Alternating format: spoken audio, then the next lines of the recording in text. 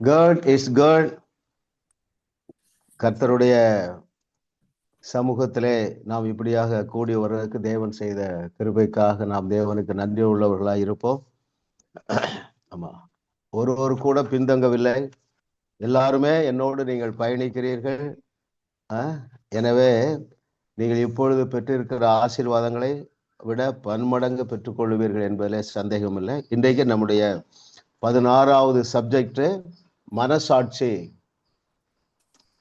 மொத்தம் 10 வகுப்புகள், அதுல 8 வகுப்புகளை முடித்து இன்றைக்கு நம்ம 9வது வகுப்பை நாம் துவங்குகிறோம்.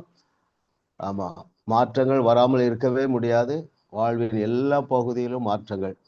ஏனென்றால் நாம் சத்தியத்தை சரியாக அறிகிறதுனாலே விசுவாசத்திலே பெருகி கொண்டே இருக்கிறோம். விசுவாசிக்கிறவர்களுக்கு எல்லாம் கூடும் என்று சொன்னது யாரு?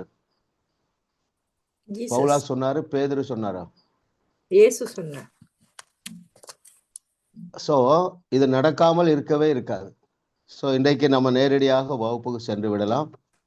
Yes brother.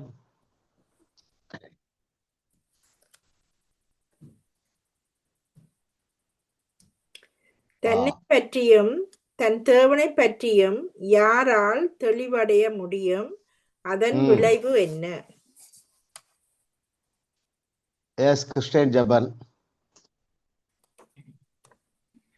தேவனை பற்றியும் நம்மை பற்றியும் நாம் தெளிவான புரிதலை பெற்றுக் கொள்ள முடியும். இதன் விளைவாக நாம் தேவனுடைய அனைத்து ஆசீர்வாதங்களையும் பெற முடியும். மனச்சாட்சி சரி செய்யப்பட்ட பிறகு. Very good. அவ்வளவு சரியான புரிந்து கொள்ளுதல். தன்னை பற்றியும் தன் தேவனை பற்றியும் யாரால் தெளிவடைய முடியும் என்றால் மனசாட்சியை சரி செய்தவர்களால் மாத்திரமே முடியும். இல்லையா? எல்லாம் கரெக்டா சொல்லிருப்பீங்க. பேஜ் 76 மிடில் பாருங்களேன், ஃபர்ஸ்ட் பேராகிராஃப்ல கீழே, மனசாட்சி சரி செய்யப்பட்ட பிறகு தேவனை பற்றியும் நம்மை பற்றியும் நாம் தெளிவான புரிதலை பெற்றுக்கொள்ள முடியும். இதுதான் நமக்கு நடந்தது. நம்ம வகுப்பு துவங்கினதுல இருந்து இப்போ வரைக்கும் நீங்க பாத்தீங்கன்னா மனசாட்சி சரி செய்யப்பட்டாலே போதும். மனசாட்சி சரி செய்யப்பட்டால் எதை நம்பும்? யோசிங்க, பதில் ரொம்ப அவசரம் இல்லை, யோசிக்கணும். மனசாட்சி சரி செய்யப்பட்டால் நம்முடைய மனம் எதை நம்பும்?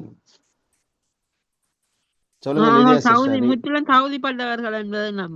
Very good, very good. நான் முற்றிலும் தகுதியாக்கப்பட்டு இருக்கிறோம் என்பதை நம்பும். அதன் பிறகு நாங்கள் முற்றிலும் வல்லமைப்படுத்தப்பட்டிருக்கோம் என்பதை. Very good sister, very good, very good. So இதுல நம்ம இன்னொன்னே சேர்த்துக் கொள்ளுவோம். தேவன் என் மீது முழுமையாக திருப்தியாக இருக்கிறார் அல்லது முழுமையாக என் மீது அன்பாக இருக்கிறார். 3 காரியங்கள். மனசாட்சி சரி செய்யப்பட்ட பிறகு முதலாவது என்ன நடக்கிறது என்றால் நாம முற்றிலும் தகுதியாக்கப்பட்டு இருக்கிறோம். 2வது, என் தேவனுக்கு என்ன ரொம்ப பிடிக்கும், அவருடைய அன்பு என்னை நேசிக்கிறது. 3வது, நாம் வல்லமைப்படுத்தப்பட்டு இருக்கிறோம். முதலாவது கேள்வி என்ன வருது? am I qualified? how can he loves me? அவர் எப்படி என்ன நேசிக்க முடியும்? நான் தான் சரியில்லையே. ஆனால் நாம் முற்றிலுமாக தகுதியாக்கப்பட்டு இருக்கிறோம் என்று எந்த வசனங்கள் சொல்லுகின்றன? எபிரேயர் 10:10. 1 10:14 2. இன்னொன்னு கொலோசியர் 2:10. ஓகே. எபிரேயர் 10:14 கொலோசையர் 2:10 ஒரே வசனம் தான். இன்னொன்னு நம்ம அடிக்கடி சொல்லுவோம் பாருங்க. அனட்டா சிஸ்டர் அன்மியூட் பண்ணி சொல்லுங்க. சாரி பாஸ்டர், நான் யோசிக்கிறேன். ஓகே, யோசிங்க, ஈஸியா கண்டுபிடிச்சிருவீங்க. நான் 3 சொல்றேன்.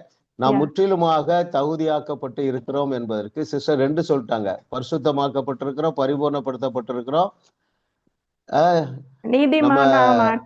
நீதிமான்கள் ஆக்கப்பட்டு எல்லாமே பாருங்க. இருக்கிறோம் இருக்கிறோம் இருக்கிறோம் என்பதை இப்பொழுது உங்கள் மனம் ஏற்றுக்கொண்டு விட்டது.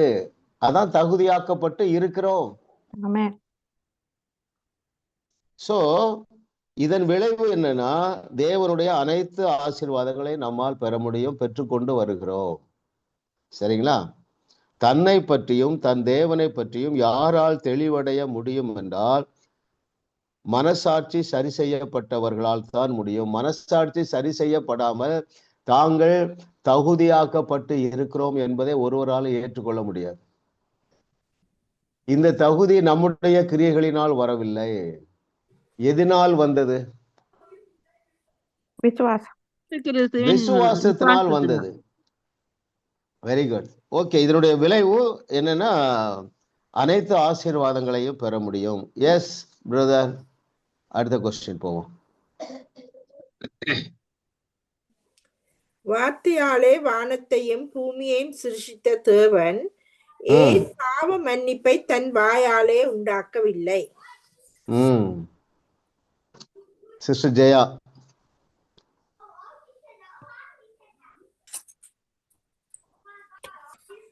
மனசாட்சியை அமைதிப்படுத்த சரியான தரவு, சரியான உறுதியான. Very good, very good. பாருங்க, மனசாட்சியை மனசாட்சியை அமைதிப்படுத்துவது என்றால் மனசை ஏற்றுக்கொள்ள வைப்பது இல்லையா? வானத்தையும் பூமியையும் தன்னுடைய வார்த்தையாலே உண்டாக்கின தேவன் பாவ மன்னிப்பையும் அப்படி உண்டாக்கி இருக்க முடியும். ஆனால் அவர் நம்ம மேல வைத்த அன்பு மனுஷனால இதை நம்ப முடியாது இல்லையா? இப்ப வானத்தையும் பூமியும் நம்ம கண்களால பார்க்கிறோம், எனவே நம்மால் நம்ப முடிகிறது, மனுஷனால் நம்ப முடிகிறது. பாவ மன்னிப்பு அடைந்து விட்டானா அடைந்து விடவில்லையா என்று நம்ம கண்களால பார்க்க முடியாது.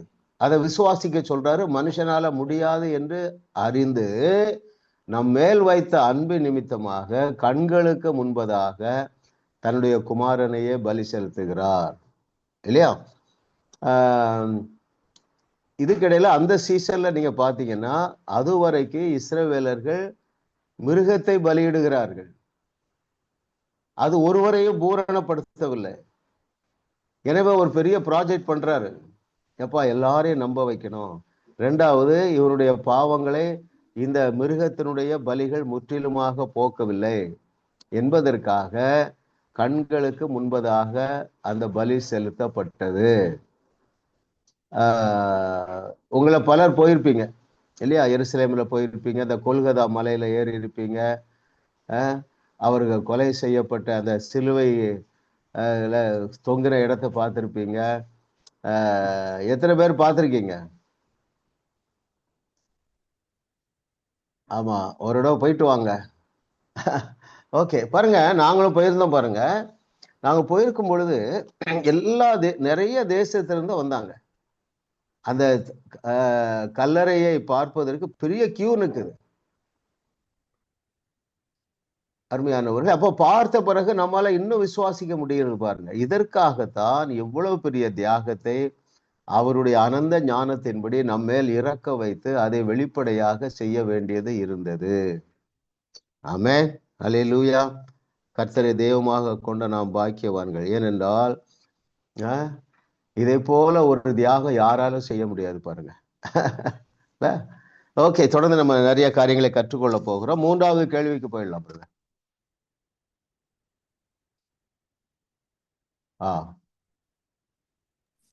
தேவனுடைய சித்தத்திற்கு கீழ்ப்படிவதா என்னும் நம்முடைய சந்தேகங்களில் இயேசு கிறிஸ்து எப்பொழுது பங்கு கொண்டார்?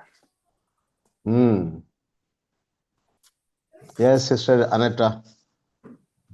அவர் சிலுவையை விட்டு விலகி ஓடுவதா அல்லது சிலுவைக்கு போவதா என்று இந்த சிச்சுவேஷன்ல எங்களுடைய சந்தேகங்களையும் பங்கு கொண்டார்.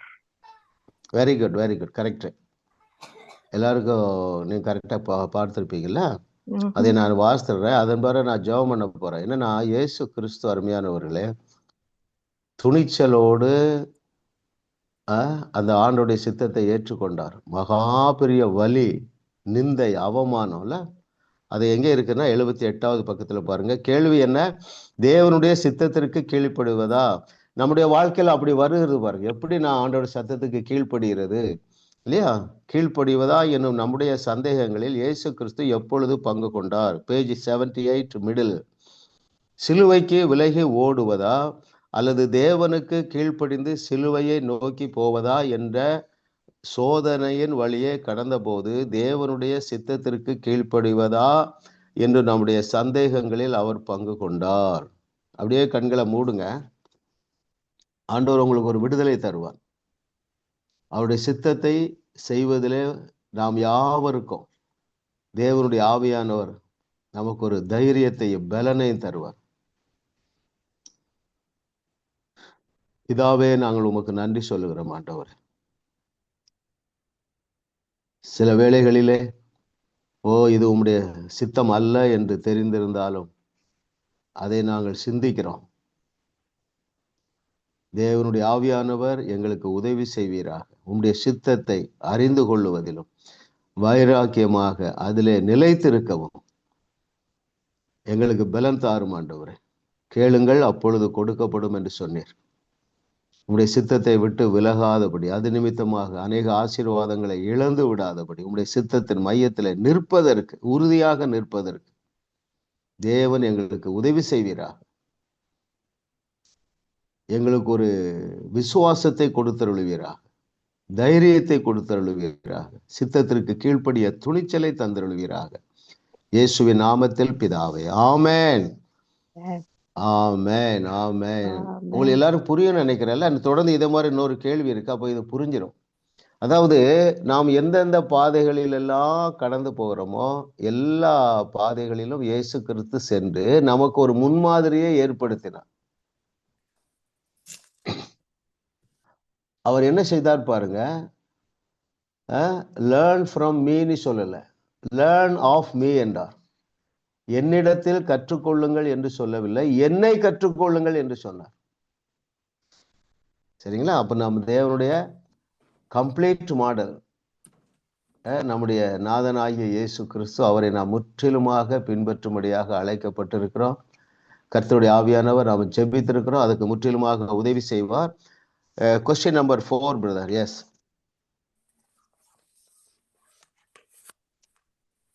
எந்த இரண்டையும் விசுவாசிப்பது நம் மனசாட்சியில் நல்ல மாற்றத்தை உருவாக்கும்.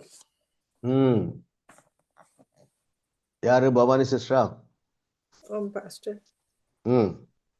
சிலுவையையும் இயேசுவின் இரத்தத்தையும். Okay, very good. சிந்திக்கும் பொழுது விசுவாசிப்பது உங்களுக்கு நல்ல மாற்றத்தை உருவாக்கும். Okay, yes, correct sister. Page 79ல மிடில் இருக்கு பாருங்க. நான் ஏற்கனவே குறிப்பிட்டபடி பல்வேறு காரணங்களினால் மனசாட்சியானது அதற்கு கிடைத்த தரவுகள் மற்றும் உண்மைகளின் அடிப்படையில் சிலவற்றை புரிந்து கொண்டு தவறான முடிவுகளுக்கு வந்து விடுகிறது. ஆகவே மனசாட்சிக்கு சிலுவையையும் இயேசுவின் இரத்தத்தையும் விவரிப்பது பெரிய மாற்றத்தை உருவாக்குகிறது. மனசாட்சி உருமாற்றம் பெறுகிறது. மனசாட்சியானது வீழ்ச்சியின் விளைவுகளிலிருந்து மீண்டு வந்து இயேசுவின் இரத்தத்தை நோக்கி பார்த்து புரிந்து கொள்ள துவங்குகிறது.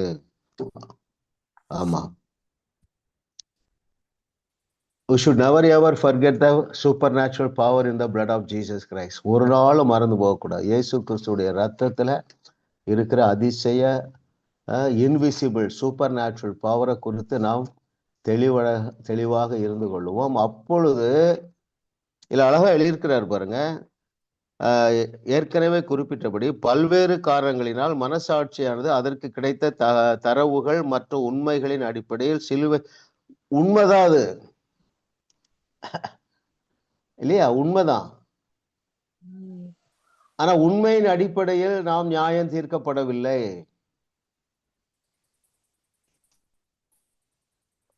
இஸ்ரவேல் ஜனங்கள் உண்மையை நம்பினாங்க. எந்த உண்மையை நம்பினாங்க? அங்கே ராட்சதர்கள் இருக்கிறார்கள், அவர்கள் ரொம்ப பெரிய வல்லவர்கள், நாமெல்லாம் இதெல்லாம் உண்மைதான். But we all are called to live a life of faith. நாம் தரிசித்து நடப்பவர்கள் அல்ல, விசுவாசித்து நடப்பவர்கள். அதிலே அவர்களால் எதை விசுவாசிக்க முடியவில்லை? அவர்கள் புறப்படுவதற்கு முன்பதாகவே சொல்லிட்டாரு, நலமும் விசாலமுமான பாலும் தேனும் ஓடுகிற அப்புறம் நீங்கள் கட்டாத பெரிய பட்டணங்கள் எல்லாம் ப்ரிப்பேர் பண்ணி வச்சிருக்கிறேங்கிறத ஏற்றுக்கொள்ள முடியவில்லை. உண்மையை சொல்ல போனா அவர்களிடத்துல தேவன் அவ்வளவு எதிர்பார்த்தார் என்றால் நாம் அதிகமாக விசுவாசிப்பதற்கு எல்லாத்தையும் செய்து முடிச்சுட்டாரு என்னிடத்துல. எனவே நம்மிடத்துல ரொம்ப விசுவாசத்தை எதிர்பார்ப்பார் இல்லையா? ஒருவேளை மோசேட்ட தான் சொல்றாரு, எப்பா எல்லாத்தையும் ரெடி பண்ணி வச்சுட்டேன் புறப்படுங்கிறாரு. அதை விசுவாசிக்க வேண்டும் என்று தேவன் எதிர்பார்த்தாரு பாருங்க. நமக்கு முழு பைபிள் இருக்குது, அவர்களுக்கு பைபிள் கிடையாது.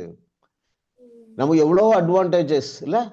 நம்ம சீசன் வந்து தி பெஸ்ட் சீசன் பிப்ளிக்கல் பாத்தீங்கன்னா நம்ம நல்ல சீசன்ல இருக்கிறோம், கிருபையின் காலத்துல இருக்கிறோம், மோசேயின் காலத்துல இல்லை, நியாயப்பிரமாணத்தின் காலத்துல இல்லை. அப்ப நம்மால இன்னும் அதிகமாக விசுவாசிக்க முடியும், விசுவாசிக்க வேண்டும், அது சாத்தியம்.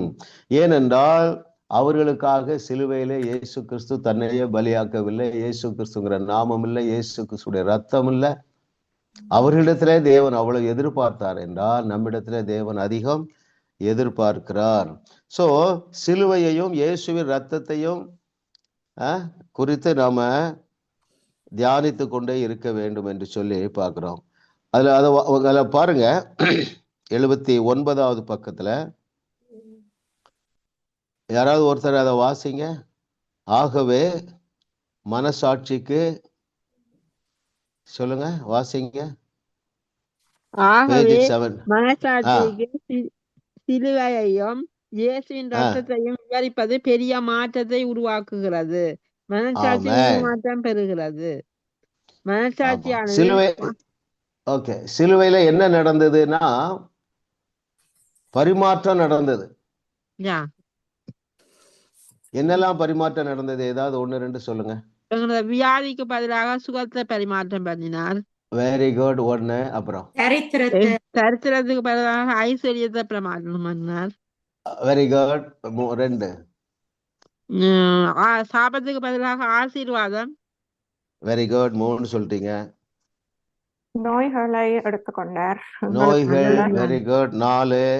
பாவங்கள், குறைவுகள், கவலைகள். Very good. நம்ம அத ஒரு 7 நிமிஷம் 7 எக்ஸ்சேஞ்சை குறித்து நம்ம பார்க்க போறோம். சரிங்களா? முதலாவது பாவம். எதற்காக பாவம் அறியாத அவரை நமக்காக பாவமாக்கினார்? வாசிங்க 2 கொரிந்தியர் 5:21. நீங்க இந்த புக்கில் இதெல்லாம் எழுதி வைத்துக் கொண்டால் நல்லது, இல்லை வேற தனியா கூட எழுதலாம். நான் 75வது பக்கத்துல இருக்கிற ஸ்பேஸ்ல எழுதி வச்சிருக்கிறேன்.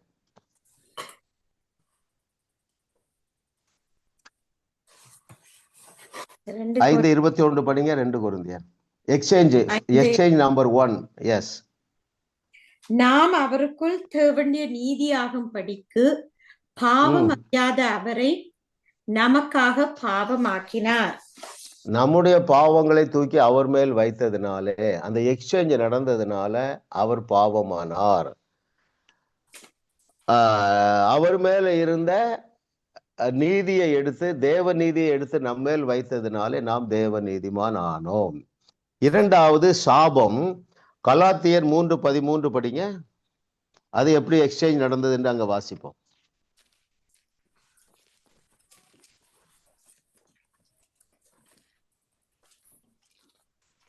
கலாத்தியர் 3:13.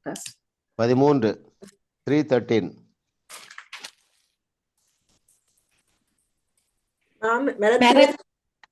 மரத்திலே தூக்கப்பட்டவனும் சபிக்கப்பட்டவன் என்று எழுதியிருக்கிறபடி கிறிஸ்து நமக்காக சாபமாகி நியாயத்தின் சாபத்துக்கு நம்மை நீக்கலாக்கி மீட்டு கொண்டார். Very good. நமக்காக சாபமானார். ஏனென்றால் எப்படி என்றால் நம்மேல் இருந்த சாபங்களை எடுத்து அவர் மேல் வைத்து, அவர் மேல் இருந்த நீதியை தூக்கி நம்ம மேல வைத்ததுனால அவர் சாபமானார். நாம் தகுதி அடைந்தோம். சிலருக்கு இன்னும் சந்தேகம் இருக்கும். ரட்சிக்கப்பட்டு 20 வருஷம் கூட ஆனா கூட, ஐயோ எங்க தாத்தா செய்த பாவத்தினால எங்க வீட்டுக்கு சாபம் வந்துட்டு. கிடையாது. தெளிவாக நம்ம இதுல இருக்க வேண்டும். 3வது ஏசாயா 53:5.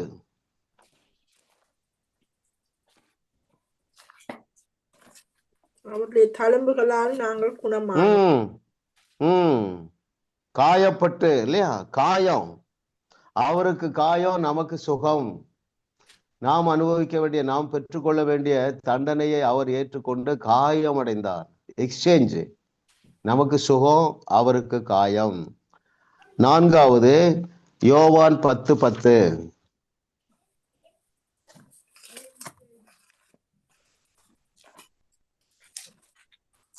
உங்களுக்கு தெரியும் பாருங்க, நானோ அவைகளுக்கு ஜீவன் உண்டா ஜீவன் உண்டாகவும் அந்த ஜீவன் பரிபூர்ணப்பட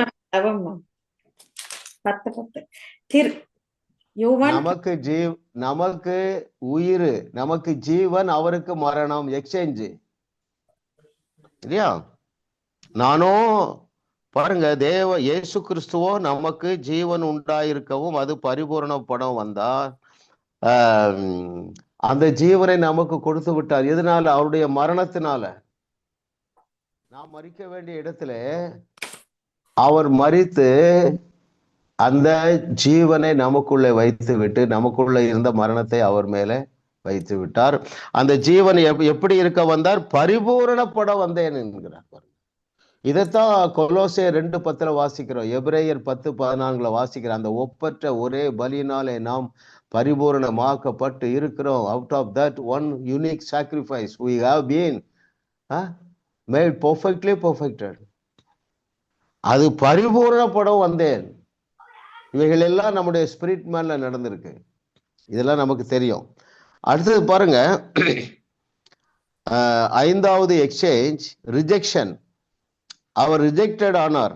எப்படி? மத்தேயு 27:46.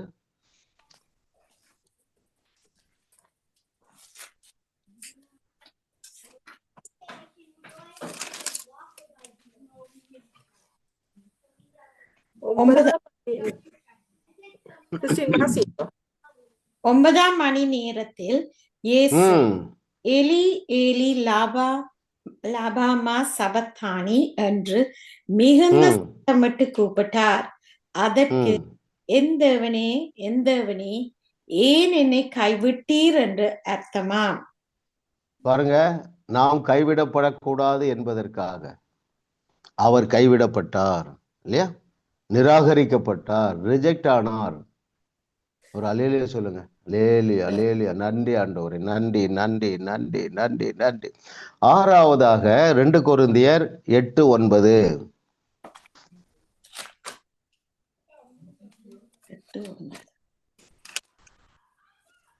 நம்முடைய கர்த்தராகிய இயேசு கிறிஸ்துவின் கிருபையை அறிந்திருக்கிறீர்களே. அவர் ஐஸ்வர்யம் உள்ளவராயிருந்தும் நீங்கள் அவருடைய தரித்திரத்தினாலே ஐஸ்வர்யவான்கள் ஆகும் படிக்கு உங்கள் நிமித்தம் தரித்திரரானாரே. எதனாலே அவர், எப்படி அவர் தரித்திரரானார் சொல்லுங்க? அந்த எக்ஸ்சேஞ்ச கனெக்ட் பண்ணி சொல்லுங்க. எப்படி அவர் தரித்திரரானார்? அவர் ஐஸ்வர்யம் அல்ல, அவருக்கு ஒரு தண்ணி, சாப்பாடு,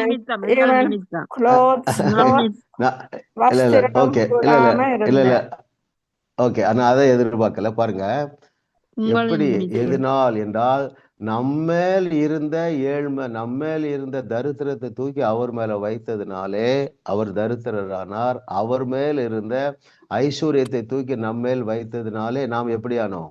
ஐஸ்வர்யவான்கள் ஆனோம்.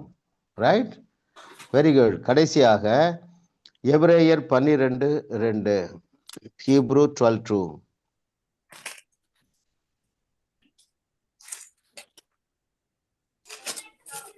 அவர் தமக்கு முன் வைத்திருந்த சந்தோஷத்தின் பொருட்டு அவமானத்தை எண்ணாமல் சிலுவையை சகித்து தேவனுடைய சிங்காசனத்தின் வலது பாரிசத்தில் வீற்றிருக்கிறார். பாருங்க, நம்முடைய அவமானம் அவர் மேல் வைக்கப்பட்டது. எவ்வளவு ஒரு கேவலமான ஒரு மரணம் பாருங்க. ஏன்? நாம் அப்படிப்பட்ட ஒரு சிச்சுவேஷன்ல போகக்கூடாது என்பதற்காக இல்லையா? நமக்கு ஒரு மகிமையான வாழ்க்கை தரும்படியாக நம்முடைய அவமானத்தை பிதாவாகிய தேவன் அவர் மேல் வைத்து விட்டு அவருடைய மகிமையை நமக்கு தந்தார். அல்லேலூயா, ஆமென். மாபெரும் எக்ஸ்சேஞ்சில் எவ்வளவு பெரிய எக்ஸ்சேஞ்ச் பாருங்க. தேவனுடைய அன்பு, தேவனுடைய அனந்த ஞானம், சாவரின் விஸ்டம். மனுஷனால் விளங்கிக் கொள்ள முடியாது. அவர் ஒரு பரிபூர்ணமான தேவகுமாரனாக இந்த பூமிக்கு வந்தார். அவருடைய பரிபூரணத்தை மனுக்குலம் அனுபவிக்க வேண்டும் என்பதற்காக மனுக்குலத்தின் மேல இருந்த தகுதி இல்லாமை அத்தனையை எடுத்து அவர் மேல வைத்து விட்டு அந்த மகிமை நம்மேல் தந்து நம்மேல் வைத்து விட்டார். ஆகவேதான் நாம் பரிபூர்ணமாக்கப்பட்டு இருக்கிறோம். அதுதான் சொல்றாரு, நானோ அவைகளுக்கு ஜீவன் உண்டாகவும் அந்த ஜீவன் பரிபூர்ணப்பட வந்தேன் என்று சொன்னார். அவர் அந்த பரிபூர்ணத்தை கேரி பண்ணி வந்தார். எதுக்குன்னா நம்ம மேல வைக்கிறதுக்கு அதை மிக சிறப்பாக பெர்ஃபெக்டா செய்துட்டார். கிறிஸ்தவ வாழ்க்கை என்றாலே எல்லாமே விசுவாசம் தான் இல்லையா? அதனாலதான் நமக்கு the very name is believers. என்னெல்லாம் இப்போ ஒரு 7 வசனம் வாசித்தோம் பாருங்க, இதை அப்படியே நாம் பிலீவ் பண்ண வேண்டும் என்று தேவன் நம்மிடத்தில் எதிர்பார்க்கிறார்.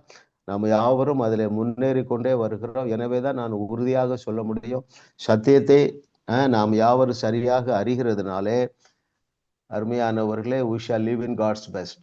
There is no doubt at all. Yes brother, அடுத்தது எத்தனாவது கேள்வி?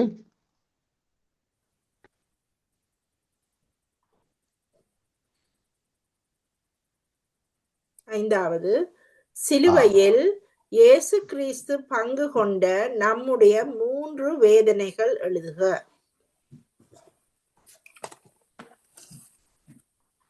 சிஸ்டர் லிதியா.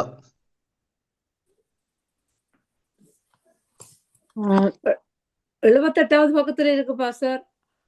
அவநம்பிக்கை, சொல்லுங்க. அவநம்பிக்கை, கவலை, அழுத்தங்கள். அழுத்தங்கள் இல்ல இல்ல அவர் ஒருவேளை அவருக்கு கூட அவநம்பிக்கை அல்லது அன்பிலீஃப் வர்றதுக்கு அவருக்கு நிறைய சான்ஸ் இருந்திருக்கும். எப்படி ஒருவேளை நம்ம உயிரோடு எழும்பாம போயிட்டா இல்ல வந்திருக்கோம் இல்லையா? அப்புறம் கவலை, மன அழுத்தம், எல்லாவற்றையும் நம்மால புரிந்து கொள்ள முடியும். நம்முடைய அவநம்பிக்கை, அதாவது பேஜ் 78 மிடில் கீழே பாருங்க, நம்முடைய அவநம்பிக்கை, நம்முடைய கவலைகள், அழுத்தங்கள், நம்முடைய வேதனைகள் இவற்றில் இயேசுவும் பங்கு கொண்டார். நம்முடைய வாழ்க்கையில் நாம் கொண்டிருக்கிற எல்லாவற்றின் ஊடாகவும் அவர் சென்று வெற்றி அடைந்தார். எனவே நம்மாலும் வெற்றி சிறக்க முடியும். ஆமா, தேவை என்ன தெரியுமா? பொறுமை. எல்லா சூழ்நிலையிலும் பொறுமை. பொறுமை எதை உண்டாக்கும்? விசுவாசம். ஓகே, ஆமா. யாரால பொறுக்க முடியும்? விசுவாசிக்கிறவர்களா. ஓகே, யாரால விசுவாசிக்க முடியும்? சத்தியத்தை சரியாக அறிந்தவர். அப்ப எதை நம்ம விசுவாசிக்கணும்? ஒருவேளை சில ஸ்ட்ரகிள்ல நீங்க இருக்கலாம், அதை பொறுமையோடு, எபிரேயர்ல எழுதி இருக்குது, அவர் பொறுமையோட சகித்தார். ஏன்னா சக்சஸ் அவருக்கு தெரியும், ஃபியூச்சர் அவருக்கு தெரிந்தது. அந்த பொறுமையாக இருக்கிற காலம் துக்கத்தோடு இருக்கிற காலம் அல்ல. அது ரொம்ப முக்கியம் பாருங்க. மனதை சோர்வுக்குள்ளாக வைத்திருக்க வேண்டிய காலம் அல்ல. அப்படி சோர்வுக்குள்ளாக இருந்திருந்தால், சிறைச்சாலைக்குள்ளே கவலையோடு துக்கத்தோடு இருந்தா பேதுரு சிறைச்சாலைக்குள்ள தூக்கமே வந்திருக்காது. மேம் சிஸ்டர், இப்ப நல்லா தூக்கம் வருதா? Okay, very good. Maheswari sister, முன்னாளோட இப்ப நல்லா சமாதானமா தூங்குறீங்களா? நல்லா தூங்குறேன் master. Very good, very good. God is good. அவர் நல்லவர், கர்த்தர் நல்லவர் பாருங்க. அவர் நமக்காக எல்லாவற்றையும் சுமந்து தீர்த்து விட்டார். ஸோ இன்னைக்கு நம்ம என்ன டிசிஷன் எடுக்கிறோம்னா, எல்லா சூழ்நிலையிலும் நான் மனரம்யமா இருப்பேன், பொறுமையா இருப்பேன், ஜாய்ஃபுல்லா இருப்பேன், நடனம் ஆடுவேன், பாட்டு பாடுவேன். சரிங்களா? ஆமா, நமக்கு எல்லா உதாரணங்களும் தெரியும் பாருங்க. ஓகே, எஸ் பிரதர், அடுத்த கொஸ்டின் போவோம்.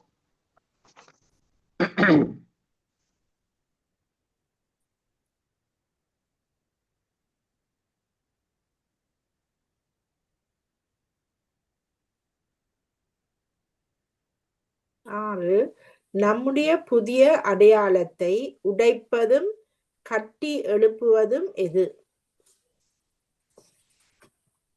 S Maheswari sister, one word answer சொல்லுங்க. விழுந்து போன பழைய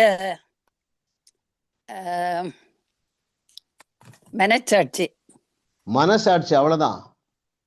நம்முடைய புதிய அடையாளத்தை உடைப்பதும் கட்டி எழுப்புவதும் எது என்றால் தவறான மனசாட்சியை உடைக்கும், நல் மனசாட்சியை கட்டி எழுப்பும். இல்லையா? அதில் வாசித்துருவோம். பேஜ் 82 கீழேருந்து ஒரு 5-6வது லைன்ல மேலே பாருங்க. நம்முடைய மனசாட்சியானது தன்னால் இயன்றவரை நியாயம் தீர்க்கிற வாக்கியங்களை பேசி பேசி நம்முடைய புதிய அடையாளத்தை உடைக்க முயற்சிக்கும். அதுல இருந்துலாம் நம்ம வெளியே வந்துட்டோம்ல. கர்த்தர் நல்லவர் பாருங்க. தன்னால் இயன்றவரை நியாயம் தீர்க்கிற வாக்கியங்களை பேசி பேசி என்னெல்லாம் பேசும்? அவர் நீதி உள்ள நியாயாதிபதி. அவரால் உங்களை நேசிக்க முடியாது. நீ இதை செய்துட்டா இதை செய்யல. இல்ல, எது பாவம் என்று வேதத்துல வாசிக்கிற? எதனால் வராதது யாவும் பாவம்? விசுவாசத்தினால் வராத யாவும் பாவம். நம்ம 7 வசனங்கள் வாசித்தோம். இதை விசுவாசிக்கவில்லை என்றால் அதுதான் பாவம். ஏற்கனவே நம்ம பல முறை சொல்லியிருக்கோம். நீதிமான்கள் ஆக்கப்பட்டிருக்கிறோம், பரிசுத்தவான் ஆக்கப்பட்டிருக்கிறோம், பரிபூர்ணம். இதை விசுவாசிக்காததுதான் பாவம். நாம கீழ்ப்படிந்து நாம கிரியை செய்து நம்மையே நாம் தகுதிப்படுத்தி நம்மாலே பரிசுத்தம் அடைய முடியும் என்றால் அது பாவம். சிலுவை வீண். இல்ல, நம்முடைய புதிய அடையாளத்தை உடைப்பது துர்மனசாட்சி, தவறான மனசாட்சி. நம்முடைய புதிய அடையாளத்தை கட்டி எழுப்புவது சரியான மனசாட்சி அல்லது நல்ல மனசாட்சி. நீங்க நெடுகவே பாருங்க, ஆதி ஆகமத்திலிருந்து இதுதான் பிரச்சனை. யார் யாரெல்லாம் தங்களுடைய மனசாட்சியை சுத்தமாக அல்லது விசுவாசத்தோடு காத்து கொள்ள முடியவில்லையோ அவர்கள் அத்தனை பேரும் குற்ற உணர்வுக்குள்ளே போனாங்க. அது ஒரு பெரிய ஒரு அவிசுவாசம். அந்த அவிசுவாசம் என்ன செய்து விடுகிறதுனா, தேவனிடத்திலிருந்து எதையுமே பெற்றுக்கொள்ளாமல் பார்த்து கொள்ளுகிறது. 7வது கொஸ்டின் போவோம் பிரதர்.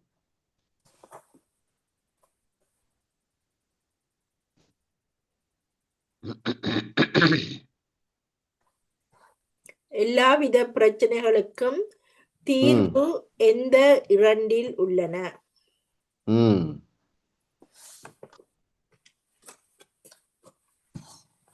ஆமாம் சிஸ்டர், நீங்க அன்மியூட் பண்ணிடுங்க. ஒன்று வந்து எங்களுக்காக கொடுக்கப்பட்ட இயேசுவின் உடலிலும் இரத்தத்திலும் தீர்வு உள்ளது. வெரி குட் சிஸ்டர், கரெக்டா சொல்றீங்க. தெய்வீக பரிமாற்றத்தில் நம்பிக்கை வைக்கிறது. Okay, very good. பாருங்க, 7வது கேள்வி என்னவென்றால் எல்லாவித பிரச்சனைகளுக்கும் தீர்வு எந்த 2இல் உள்ளது என்று. 81வது பக்கம் கீழே பாருங்க. எந்த விதமான சூழலுக்குள்ளும் நீங்கள் போய்கொண்டு இருக்கலாம், அது எதுவாக இருந்தாலும் தெய்வீக பரிமாற்றத்தில் தீர்வு காண முடியாத ஒன்று இல்லை. உங்களுக்காக கொடுக்கப்பட்ட இயேசுவின் சரீரத்தில், உடலிலும் இரத்தத்திலும் நீங்கள் எல்லாவற்றையும் பார்க்க முடியும் என்பதாலேயே நான் இவ்வளவாக இதை வலியுறுத்துகிறேன். எந்தவித சூழலுக்குள்ளும் நீங்கள் போய்கொண்டிருக்கலாம், அது எதுவாக இருந்தாலும் தெய்வீக பரிமாற்றத்தில் தீர்வு காண முடியாத ஒன்றில்லை. பாருங்க, இதையெல்லாம் நம்ம தியானிக்கிறதுனாலதான் கர்த்தருடைய வழிகளை நாம கற்றுக்கொள்ள முடிகிறது. இயேசு சொன்னார் அல்லவா, லேர்ன் ஆஃப் மீ, என்னிடத்தில் கற்றுக்கொள்ளுங்கள் என்று சொன்னார். எல்லா விதமான பிரச்சனைகளுக்கும் அவர் எப்படித்தான் தீர்வு கொடுத்தார்? சூப்பர் நேச்சுரலா தான் தீர்வு கொடுத்தார். நேச்சுரல் வேலை தீர்வு கொடுக்கல. இயேசு என்ன சொன்னார் என்றால், நீங்க நான் செய்ததையும் செய்வீர்கள், இதை விட பெரிய கிரியைகளை செய்வீர்கள் என்று சொன்னார். இந்த வசனத்தை நம்மாலே ஏன் எடுத்துக்கொள்ள முடியும் என்றால், அவருடைய வழிகள், அவருடைய தீர்வு எல்லாமே எந்த ஒரு சவாலையும் அவர் நேச்சுரல் வேல சால்வ் பண்ணவே இல்லை, சூப்பர் நேச்சுரலா தான் சால்வ் பண்ணாரு. இப்பொழுது நாம் எல்லாரும் அதில் ஈடுபடுகிறோம். சூப்பர் நேச்சுரலா நம்ம சொல்யூஷனை கொடுக்க அட்டெம்ப்ட் பண்றோம். காரணம், we all are fully qualified என்பதை உங்கள் மனம் ஏற்றுக்கொண்டு விட்டது. தேவனால் நாம் அதிகமாக நிபந்தனை இல்லாமல் நேசிக்கப்படுகிறோம் என்ற தேவனுடைய வார்த்தையை உங்கள் மனம் ஏற்றுக்கொள்ளுகிறது. இயேசுவை போல அற்புதம் செய்ய நான் வல்லமைப்படுத்தப்பட்டு இருக்கிறேன் என்பதை உங்கள் மனம் ஏற்றுக்கொள்ளுகிறது. குற்ற மனசாட்சி போயிற்று. என்னுடைய கிரியைகளினால் அல்ல, அவர் சிலுவையிலே செய்த கிரியைகளினாலே நான் முற்றிலுமாக தகுதியாக்கப்பட்டு இருக்கிறேன் என்பதை நம்முடைய மனது ஏற்றுக்கொண்டதுனால, அருமையானவர்களே, எல்லா பிரச்சனையும் உங்களால இயற்கைக்கு அப்பாற்பட்ட விதத்திலே தீர்த்து வைக்க முடியும். ஏனென்றால் இயேசு கிறிஸ்துடைய சரீரமும் இயேசு கிறிஸ்துடைய ரத்தமும் நமக்காக செலுத்தப்பட்டு இருக்கிறது இல்லையா? யாரா இருந்தாலும் சரி பாருங்க, 17 இடத்துல 4 சுவிசேஷத்திலையும் என்ன எழுதியிருக்குன்னா, அவர் தன்னிடத்துல வந்த எல்லாரையும் சுகமாக்கினார். கை தூக்கி அவர் அல்லேலூயா சொல்லுங்க. நல்லவர்களோ பொல்லாதவர்களோ யூதர் அல்லாதவர்களோ எல்லாரையும் சுகமாக்கினார். அதே வேலையை செய்யும்படியாக தேவன் நம்மையும் எக்யூப் பண்ணி இருக்கிறார். இதை ஒரு பெரிய நோக்கத்திற்காக தான் கர்த்தர் செய்து கொண்டு இருக்கிறார். உங்கள் மூலமாகவும் உங்கள் சந்ததி மூலமாகவும் அவர் செய்ய போகிற காரியங்கள் பயங்கரமாக இருக்கும். ஏனென்றால் தெள்ளந்தெளிவாக ஆவியானவர் நமக்கு கற்றுக் கொடுத்து கொண்டே இருக்கிறார். நம்முடைய மனசாட்சி சுத்த மனசாட்சி ஆகி விட்டபடியினால எந்த சூழ்நிலையிலும் எந்த ஒரு அற்புதத்தையும் உங்களால விசுவாசிக்க முடியும், செய்ய முடியும், செய்வீர்கள். ஆமென். Yes brother. அடுத்த கொஸ்டின் போவோம். 8வது, எந்த ஒரு அதிகாரத்தை தெளிவாக புரிந்து கொண்டால் வேதாகமம் முழுவதும் தெளிவாக புரியும்.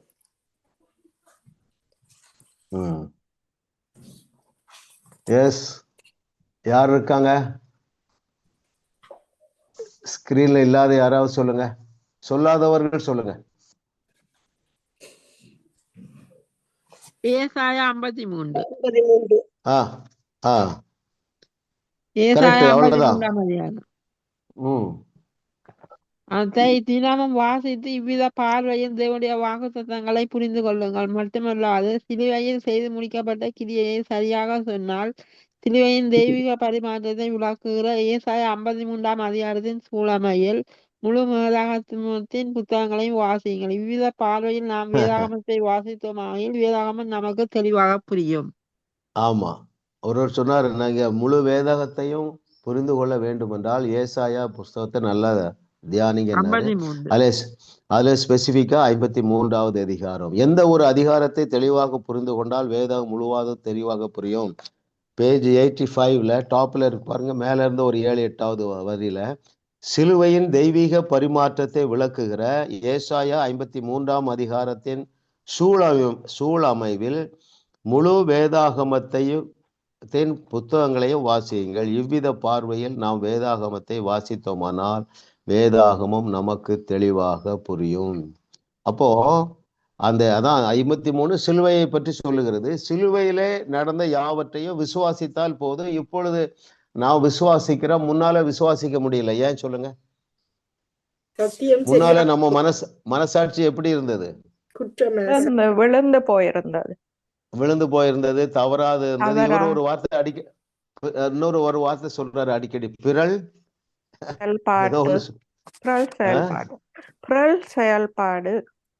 செயல்பாடு இல்ல, பிறண்டு போயிருந்தது.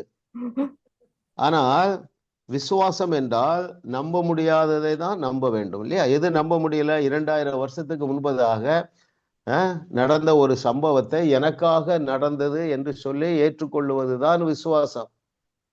நம்ம இதை எப்படி எடுத்துக்கொள்ள வேண்டும் என்றால், அருமையானவர்களே, எனக்காக பாருங்க, உங்களுக்காக மட்டுமே இயேசு கிறிஸ்து மரித்தார்னு வைங்க, எப்படி எடுத்துக்கொள்வோம்ல?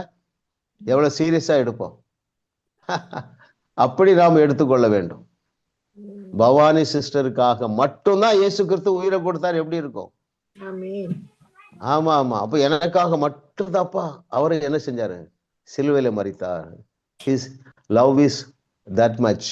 என்ன பர்சனலா, தனிப்பட்ட விதத்துல எனக்காக என் மீது அன்பு வைத்து என்னை தகுதிப்படுத்தும்படியாக, என்னை நீதிமான் ஆக்கும்படியாக எனக்காக மட்டுமே அப்படி பாடுபட்டார். ஆமா. அப்போ வேதத்துல மிகப்பெரிய வார்த்தையெல்லாம் வாசிக்கிறோம். நீங்கள் பரிபூர்ணமாக்கப்பட்டு இருக்கிறீர்கள், தேவ நீதிமான்கள் ஆக்கப்பட்டு இருக்கிறீர்கள், பரிசுத்தமாக்கப்பட்டு இருக்கிறீர்கள். இதை இன்னும் நமக்கு அதுல ஒரு ஸ்ட்ரகிள் இருக்கு. ஏன் ஸ்ட்ரகிள் இருக்குன்னா, இதுதான் அவர் சிலுவையில செய்த அந்த சம்பாதித்த மேலான ஆசீர்வாதம். அது என்ன மேன்மை? அப்கோர்ஸ் நீ இன்னும் மென்டலாவும் பிசிக்கலாவும் பரிபூர்ணம் அடையல, ஆனா நீ விசுவாசிக்க வேண்டும் என்று எதிர்பார்க்கிறார். எதை விசுவாசிக்க வேண்டும்? இவ்வளவு கஷ்டப்பட்டு அவர் சம்பாதித்ததை நாம் அறிந்து ஏற்றுக்கொள்ள வேண்டும், விசுவாசிக்க வேண்டும். நம்முடைய கிரியைகளினால் அல்ல, நம்முடைய விசுவாசத்தினால். இல்ல, நம்ம எந்த ஒரு மனுஷனும், எந்த ஒரு பரிசுத்தவானோ, எந்த ஒரு விசுவாசியோ, எந்த ஒரு ஊழியக்காரனோ அவருடைய சொந்த முயற்சியினாலே 0% தான் தகுதியாக முடியும். ஆனால் விசுவாசத்தினால 100% we have been qualified. அதுதான் விசுவாசம். It is possible. I am perfectly perfected. இதை விட தெளிவா எழுதி தரவே முடியாது பாருங்க. பவுலுக்கு தேவன் கொடுத்த வெளிப்பாட்டுக்காக நன்றி சொல்லணும். பவுலை எல்லாவற்றையும் எழுதி வைத்ததற்காக நாம் தேவனுக்கு நன்றி சொல்லணும். இதை ஏற்றுக்கொள்ளக்கூடிய மனப்பக்குவத்தை தேவனுடைய ஆவியானவர் நமக்கு தருகிறதுக்காக நாம் தேவனுக்கு நன்றி சொல்லுவோம். எஸ் பிரதர், நெக்ஸ்ட் கொஸ்டின் போயிடலாம். 9வது, நமக்குரிய தண்டனைகளை நாம் ஏன் சுமக்க வேண்டியதில்லை? பக்கம் 84. அவர் எல்லாவற்றையும் நாம் சுமக்க வேண்டிய அவசியம் இல்லை. அவசியம் இல்லை இல்லையா? நமக்குரிய தண்டனைகளை நாம் ஏன் சுமக்க வேண்டியதில்லை என்றால் அவர் சுமந்து தீர்த்து விட்டார். நான் அதை வாசிக்கிறேன், உங்களுக்கு தெரிஞ்சோம். 84வது பக்கத்துல மிடில் பாருங்க, கொஞ்சம் கீழே. நாம் அவருடைய நன்மையை எடுத்துக்கொள்ளும்படி செய்து விட்டார். சிலுவையில் அவர் எல்லாவற்றையும் ருசித்து விட்டபடியால், அனுபவித்து விட்டதால் நாம் சுமக்க வேண்டிய அவசியம் இல்லை. அவர் நம்முடைய பாடுகளை ஏற்றுக்கொண்டு நம்முடைய துக்கங்களை சுமந்தார் என்று ஏசாயா 53 தெளிவாக சொல்லுகிறது. ஏதாகிலும் ஒன்று உங்களை துக்கமோ வேதனையோ உண்டாக்கினால் அது சிலுவையில் இருந்தபடியால் நீங்கள் அதன் வழியே செல்ல வேண்டிய அவசியம் இல்லை. ஆகவேதான் யோவான் 6:53 யோவான், நீங்கள் மனுஷகுமாரனுடைய மாம்சத்தை புசியாமலும் அவருடைய இரத்தத்தை பானம் பண்ணியாமலும் இருந்தால் உங்களுக்குள்ளே ஜீவன் இல்லை என்று மெய்யாகவே மெய்யாகவே உங்களுக்கு சொல்லுகிறேன் என்று சொன்னார் பாருங்க. இல்ல, ஆமா. சோ நீங்க ஏசாயா 6வது அதிகாரம் அதுல சில வசனங்கள் கூட வாசிக்கலாம், நமக்கு டைம் இருக்கு பாருங்க. எடுங்க. யோவான் 6. சிலுவையினால் இயேசு கிறிஸ்து நமக்கு சம்பாதித்து வைத்திருக்கிற மேலானவைகளை அதுல நீங்க நிறைய வாசிக்கலாம். முதலாவது பாருங்க, இதுல படிக்கணும். எதுல படிக்கணும்னா 31, நானே வாசிக்கிறேன். 31 to 35. The book of John's Gospel, chapter 6, verses from 31. வானத்திலிருந்து அவர்களுக்கு அப்பத்தை புசிக்க கொடுத்தார் என்று எழுதியிருக்கிறபடி நம்முடைய பிதாக்கள் வனாந்தரத்தில் மன்னாவை புசித்தார்களே என்றார்கள். இயேசு அவர்களை நோக்கி, வானத்திலிருந்து வந்த அப்பத்தை மோசே உங்களுக்கு கொடுக்கவில்லை, என் பிதாவோ வானத்திலிருந்து வந்த மெய்யான அப்பத்தை உங்களுக்கு கொடுக்கிறார். எல்லாம் இயேசு சொல்லுகிறார். மெய்யான அப்பத்தை உங்களுக்கு கொடுக்கிறார் என்று மெய்யாகவே மெய்யாகவே உங்களுக்கு சொல்லுகிறார். இயேசு கிறிஸ்து மெய்யான அப்பம். இல்ல, இந்த 5 அப்பம் 2 மீன்ல ஒரு ஜீவன் இருந்தது பாருங்க. அப்ப இயேசு கிறிஸ்துடைய மாம்சத்துல சூப்பர் நேச்சுரல் லைஃப் இருக்கு, ஜீவன் இருக்கு. நமக்கு வாழ்வு வரக்கூடிய ஜீவன். என்ன வாழ்வு? எழுதி தந்திருக்கிற எல்லாவற்றையும் நாம் பெற்றுக்கொள்ளக்கூடிய அளவுல அதுல ஜீவன் இருக்கிறது. 33, வானத்திலிருந்து இறங்கி உலகத்துக்கு ஜீவனை கொடுக்கிற அப்பமே தேவன் அருளிய அப்பம் என்றார். 34, அப்பொழுது அவர்கள் அவரை நோக்கி, ஆண்டவரே, இந்த அப்பத்தை எப்பொழுதும் எங்களுக்கு தர வேண்டும் என்றார்கள். இயேசு அவர்களை நோக்கி, ஜீவ அப்பம் நானே, என்னிடத்தில் வருகிறவன் ஒரு காலும் பசி அடையான், என்னிடத்தில் விசுவாசமாய் இருக்கிறவன் ஒரு காலும் தாகம் அடையான். நல்லா கவனிங்க, என்னிடத்துல ஒருத்தர் வந்துட்டா அவன் வாழ்க்கையில ஒன்றும் குறைவுபடாதுங்கிறார். தொடர்ந்து வாசிப்போம். 31 நீங்க அதுல டாப்ல எழுதி வைத்துக் கொள்ளலாம். நீங்க அடிக்கடி தியானிக்க வேண்டிய வசனம் யோவான் 6:31-35. அதன் பிறகு 48-58. இன்னும் இயேசுதான் சொல்றாரு பாருங்க. 48வது வசனத்திலே ஜீவ அப்பம் நானே, உங்கள் பிதாக்கள் திரும்ப திரும்ப அதான் ஏன் கம்பாரிசன் கொடுக்காரு யோசித்து பாருங்க. ரொம்ப ஆச்சரியமான ஒரு காரியங்க. நீங்களும் நானும் புரிந்து கொள்ள வேண்டும் என்று அந்த மன்னாவை குறித்தும் இந்த மன்னாவை குறித்தும் கம்பேர் பண்ணி இயேசு டெமான்ஸ்ட்ரேட் பண்ணுறாரு பாருங்க, நரேட் பண்றாரு. 48 வாசிக்கிறேன். ஜீவ அப்பம் நானே, உங்கள் பிதாக்கள் வனாந்தரத்திலே மன்னாவை புசித்திருந்து மரித்தார். திரும்ப திரும்ப அதான் சொல்லு. எப்ப அவங்க செத்தாங்க. நீங்க என்னுடைய மெய்யான அப்பமாகிய என்னுடைய சரீரத்தை நீங்கள் புசிக்கிறதுனால உங்களுக்கு மரணம் கிடையாது என்று சொல்லுகிறார்.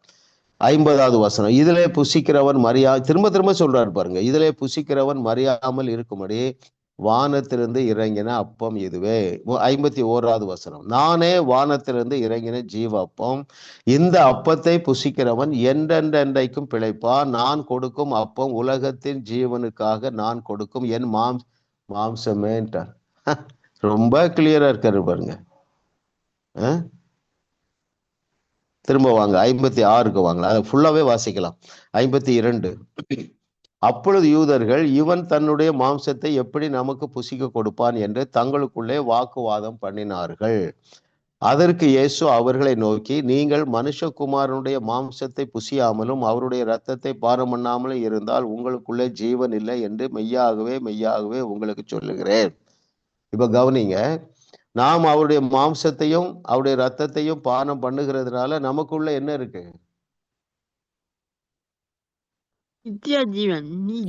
ஜீவன் இருக்கு.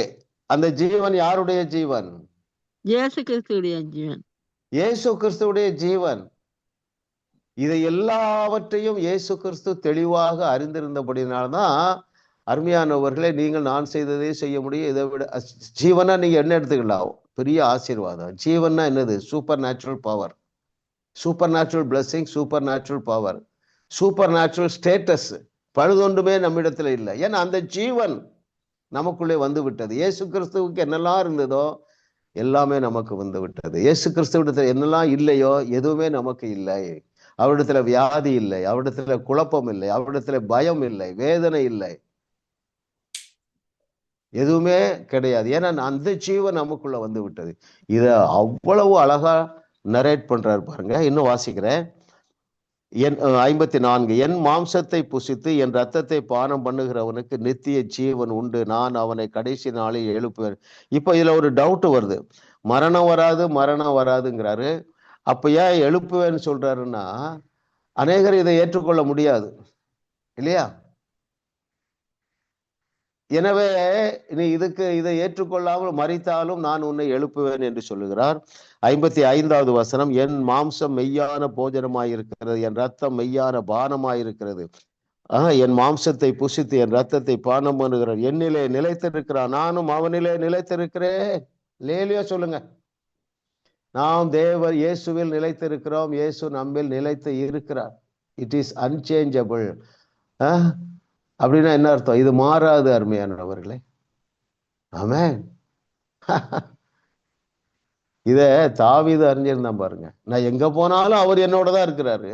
ஆனா நமக்கு கூடுதலாக ஒரு பெரிய பிளஸிங், அவர் நம்மோடு கூட இல்லை, நம்மிலே நிலைத்து இருக்கிறார். நம்மையும் நம்முடைய மூத்த சகோதரனையும் பிரிக்க முடியாது. 57வது வசனம், ஜீவன் உள்ள பிதா என்னை அனுப்பினது போலவும் நான் பிதாவினால் பிழைத்திருக்கிறது போலவும் என்னை புசிக்கிறவனை என்னாலே பிழைப்பான்.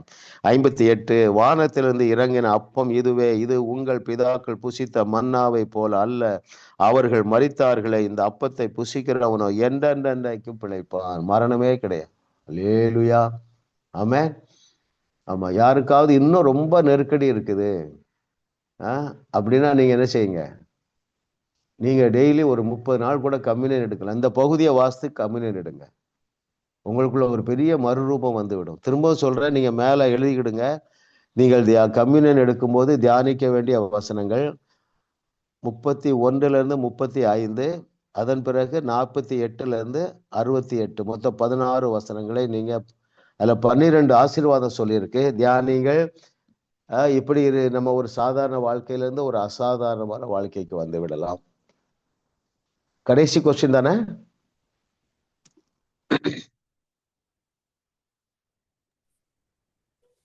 Thank you brother. கிறிஸ்துவுக்குள் நம்முடைய உன்னத நிலை ஸ்டேட்டஸ் என்ன என்பதை நம் மனம் ஏற்றுக்கொள்ள நாம் செய்ய வேண்டியது என்ன? Very good. யார் சொல்றீங்க? யாராவது சொல்லுங்க. நமக்காக பரிந்து பேசுற இயேசு கிறிஸ்து பிதாவின் வலது பக்கத்தில் நமக்காக நிற்கிறார். நம்முடைய எல்லா குற்றங்களையும் குறைகளையும் மூடிவிட்ட ஒருவர் நமக்கு இருக்கிறார் என்பதை நம்முடைய மனச்சாட்சி புரிந்து கொள்ள வேண்டும். நீங்க அதுக்கு 5 மார்க்ஸ் போடலாம். கேள்வி: கிறிஸ்துவுக்குள் நம்முடைய உன்னத நிலை என்ன என்பதை நாம் மனம் ஏற்றுக்கொள்ள நாம் செய்ய வேண்டியது என்ன? வேற யார் சொல்றீங்க? 86வது பக்கம் பாஸ்டர். கீழே 86வது பக்கம். சிலுவையில் என்ன மிடில் இருக்குது. சிலுவையில் என்ன நடந்தது, இயேசுவின் ரத்தம் என்னவெல்லாம் செய்ய முடியும் என்பதை புரிந்து கொண்டவர்களாய் நீங்கள் இதை செய்யும் போது உங்கள் மனச்சாட்சியானது ஒப்புக்கொண்டு அறிவிக்கப்பட்ட சத்தியத்தை ஏற்றுக்கொண்டு அதை உங்களுக்குள்ளாக ஆழமாக வேறுன்ற செய்துவிடும். ஞானவான் என்றது பாஸ் எங்களது பேஜ் 86 பாட்டம் மோஸ்ட்ல பாருங்களேன். உங்கள் வாழ்க்கையில் இருங்க சிஸ்டர்.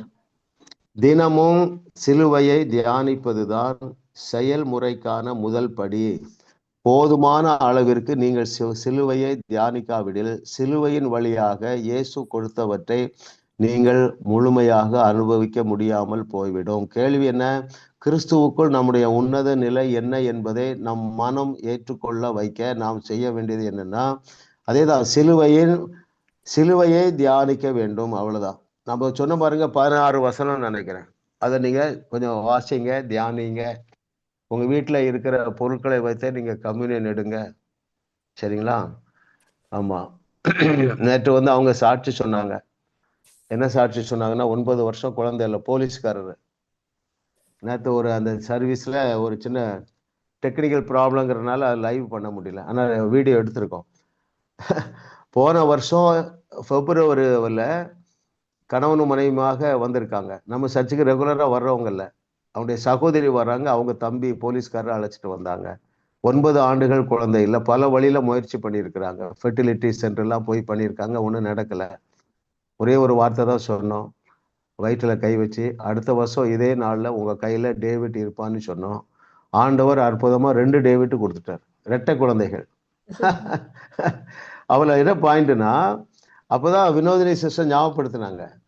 அவங்களுக்கு சிஸ்டர் வந்து கம்யூனியன் கொடுத்துருக்காங்க. நீங்கள் இன்னைக்கு வீட்டில் போய் படுப்பதற்கு முன்னாக இந்த கம்யூனியனை பங்கு பெற்று நீங்கள் தூங்க போங்கன்னு இருக்காங்க. பாருங்க, 2 குழந்தை பிறந்து ஒரு 3 மாதம் ஆயிற்று. 2 குழந்தையும் தூக்கிட்டு வந்தாங்க. அப்போ அந்த கம்யூனியன்ல அவ்வளோ பவர் இருக்கு, ஜீவன் இருக்கு, எவரையும் வாழ வச்சிடலாம். இதை உணர்ந்து நாம கம்யூனியன் எடுக்கணும். இனிமே நீங்க எடுப்பீங்க.